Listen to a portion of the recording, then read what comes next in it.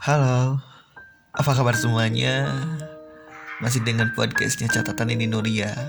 Oke, di konten kali ini, di podcast kali ini, gue kasih judul tentang diam, jalan yang terbaik. Oke, mungkin bagi sebagian orang, diam itu sebagai cara dari cara yang paling terbaik. Tapi bagi sebagian orang juga, ada yang menganggap bahwa dengan diam, kita tidak bisa melakukan apa-apa. Kalian pernah gak sih ngerasain sebuah pengalaman di mana kita itu harus memilih di antara diam dan enggak. Kalau diam, kita yang kena. Kalau enggak juga, kita yang kena. Pernah gak sih di posisi seperti itu kayak gue yang sering ngalamin gitu, kayak seperti itu? Ya, emang sih jalan satu-satunya diam adalah jalan yang terbaik. Tapi akan ada kerugian bagi teman kita, sahabat-sahabat kita, ataupun saudara-saudara kita, dan orang-orang di sekeliling kita. Kalian pernah gak sih ngalamin seperti itu gitu? Serba salah. Nah, di podcast kali ini gue ingin berbagi cerita ya. Bukan motivasi ya. Karena gue tuh bukan motivator. Tapi kalaupun ada orang yang termotivasi dengan cerita gue, ya syukur alhamdulillah. Di sini gue cuma ingin menyampaikan, ketika diam jalan yang terbaik, maka diam adalah segalanya buat kita. Apa ya? Tahukah kalian bahwa suara yang berdenting, gema yang didengar oleh kita, yang sampai ke telinga kita, tidak semuanya tentang kabar baik, tapi dia berlawanan. Sebagai dua sisi dari dunia yang berlawanan, maka ada kabar baik, ada juga kabar buruk. Saat kita terima kabar baik, mungkin kita senang. Saking senangnya, kita lupa bahwa ekspresi kita itu melebihi melebihi ekspektasi yang orang lain harapkan gitu, bahkan di luar dugaan. Tapi saat kita mendengar kabar buruk sampai ke telinga kita, sampai ke hati kita, dan kita merasakan sesuatu itu sangat menyedihkan, kita pasti diam terlengah. Ingin bercerita, kita tak bisa. Yang ada, kita hanya menangis. Bahkan menangis, terdiam di sebuah kamar, di tempat tidur yang setiap kali kita kita tempati sebagai tempat bahwa mimpi itu lebih indah dari sebuah kenyataan.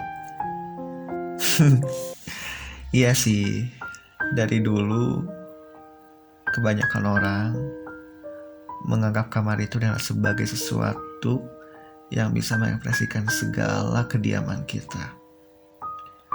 Ketika kita putus dengan pacar, kita berlari ke kasur, menangis. Kita memeluk bantal guling kita sambil menangis. Ketika kita senang pun, kita pasti jingkrak-jingkrak di atas kasur itu.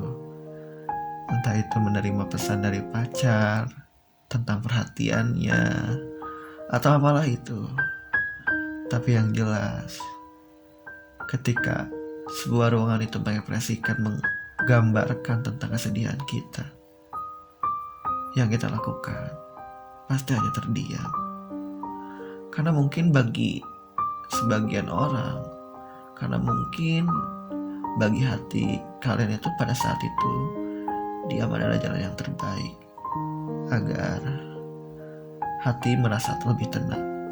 Sebegitu kaya kepahaman diam yang terlintas di benak diri gue. Gue mau nanya sama kalian, apa sih yang kalian bayangkan tentang suasana diam? Kesunyiankah? Kesenyapankah? Denting yang tak bersuarakah? Atau Gema yang kalian dengar dari atas langit, tapi perlahan suara itu mulai menghilang. Apa sih yang kalian bayangkan? Tapi apapun yang kalian bayangkan dari diam, tentang diam hanya cukup memberi sebuah penjelasan.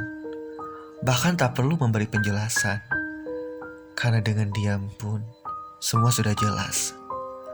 Bahwa apa yang kalian rasakan, bahwa apa yang telah kalian dengar, apa yang telah kalian lihat, semuanya menjelaskan. Kamu sudah duduk di posisi yang terbaik. Di dunia ini ada hal yang perlu kita jelaskan kepada orang lain. Tapi dalam cerita, dalam kisah yang akan kita jalani beberapa bulan lagi, beberapa tahun lagi, tentang skenario hidup kita, terkadang ada hal juga yang tak perlu orang lain tahu tentang apa yang ada dalam diri kita. Jadi masih pantaskah seseorang menanyakan sebuah privasi kepada kita?